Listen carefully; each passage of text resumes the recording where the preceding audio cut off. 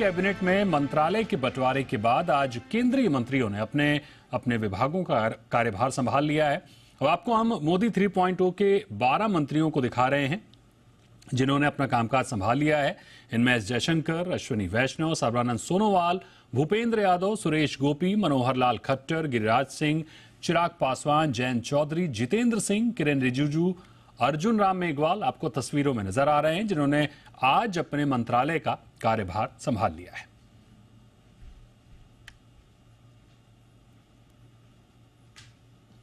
अब हम आपको बताते हैं कि किस मंत्री को कौन से विभाग की जिम्मेदारी मिली है।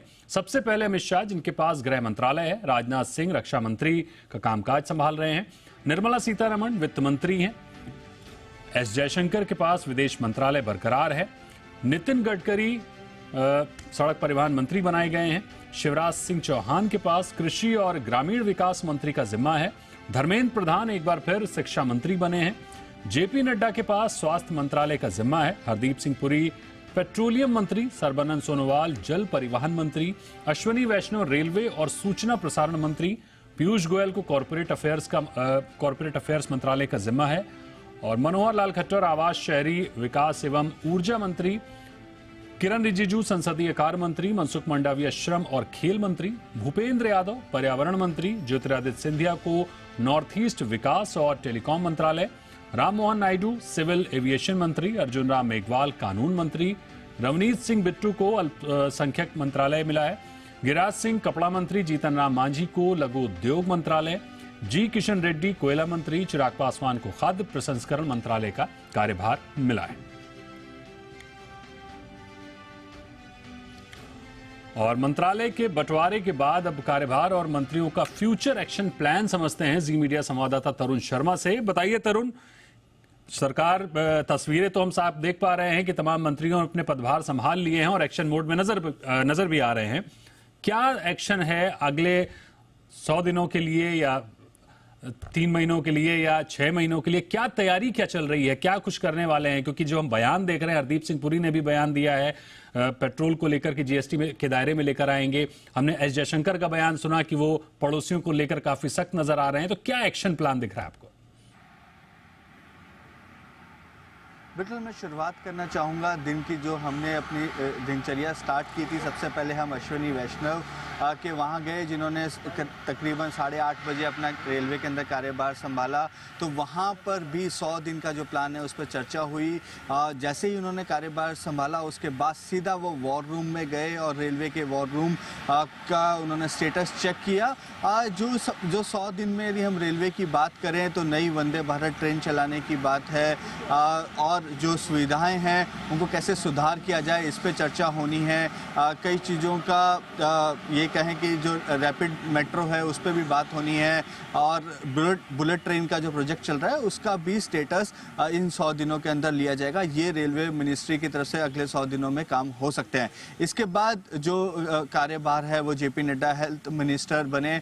तो देखिए, हेल्थ मिनिस्ट्री में भी जब सरकार में मॉडल कोड ऑफ कंडक्ट लगा था उस समय भी सभी जो सरकार के जो सचिव हैं वो काम कर रहे थे। मंत्रालयों में ये काम चल रहा था कि किस तरीके से 100 दिन का प्लान या एजेंडा तैयार किया जाए। तो उसमें एक बड़ा प्लान है कि कैसे सस्ती दरों में हेल्थ प्रोवाइड की जाए, गरीब लोगों को हेल्थ प्रोवाइड की जाए। तो एक तो आयुष्मान भारत जो है वो 70 साल से ऊपर सभी को मिल पाए, वो एक 100 दिन के अंदर हो सकता है कि वो प्लान अप्रूव हो जाए, क्योंकि ये प्लान बजट में अप्रूव होना है और बजट उम्मीद की जा सकती है कि जुलाई के पहले या दूसरे हफ्ते में आ सकता है।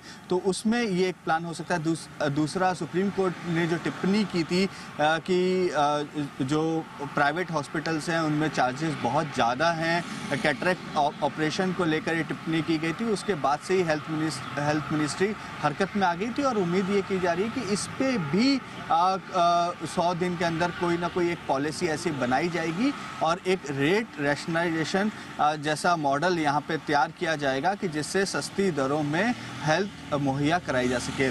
उसके बाद कानून मंत्री ने कार्यभार संभाला तो कानून मंत्री ने साफ तौर से जी बिजनेस से बात करते हुए कहा कि जो लंबित मामले हैं उनको जल्द से जल्द निपटाया जाए, उसके लिए प्लान बनाया जाएगा। चाहे उसके लिए टेक्नोलॉजी का यूज़ किया जाए, ऑटोमेशन का यूज़ किया जाए या जो जो ऐसे केसेस हैं जिसमें मॉनेटरी पेनल्टी लगनी है, तो उस पे कहीं ना कहीं काम किया जाए, जिससे लंबित मामले चाहे सुप्रीम कोर्ट में हो, हाई कोर्ट में हो, डिस्ट्रिक्ट कोर्ट में हो या लोअर कोर्ट में जो लंबित हैं उनको जल्दी से जल्दी निपटाया जाए और न्याय व्यवस्था में एक सुधार किया जाए। तो वो एक बड़ा प्लान है।